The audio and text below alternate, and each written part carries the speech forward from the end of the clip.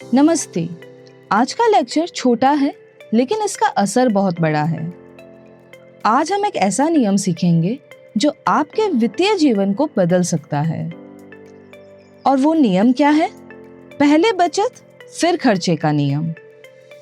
सच सच बताइएगा, आप कैसे पैसा इस्तेमाल करते हो? पहले खर्चा, फिर देखते हैं कुछ बचा या नहीं। ऐसे ही करते हैं ना? और ज्यादातर समय कुछ भी नहीं बचता। इस आदत में परेशानी क्या है पता है? आप बचत को सबसे आखिर में रख देते हो और आखिर में बचत के लिए कुछ बचता ही नहीं। तो अब नए नियम का पालन करना है। पहले बचत करनी है, फिर खर्चा करना है। याद रखिएगा, पहले बचत फिर खर्च। चलिए एक आसान से उदाहरण के साथ समझते हैं। मान लीजिए आपके पास 1000 रुपए आए। पुरानी आदत क्या थी? 1000 आए तो 1000 खर्च कर लिए और फिर देखा कि कुछ बचा है या नहीं। नया नियम क्या कहता है?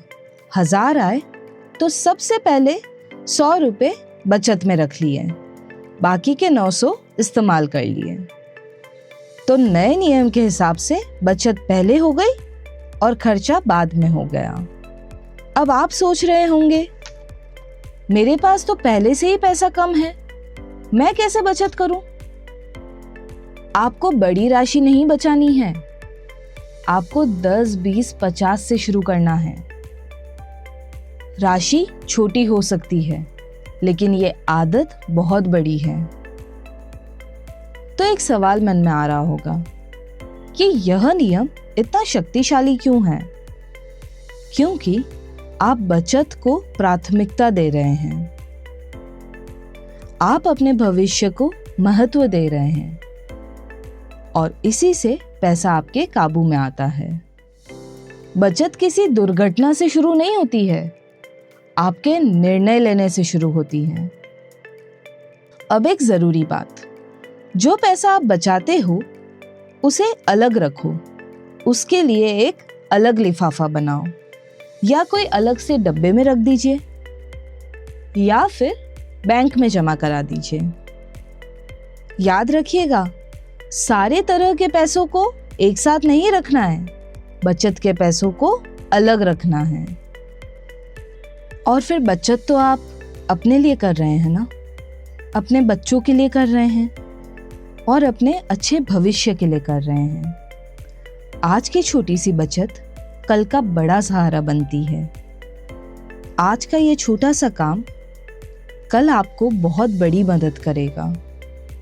तो आज छोटा सा काम करते हैं। आज जो भी पैसा आया आपके पास, उसमें से थोड़ा सा अलग रखिए। पहले बचत करिए, फिर खर्चा करिए। तो आज हमने क्या सीखा? बचत आखिर में नहीं करनी है, बचत सबसे पहले करनी है।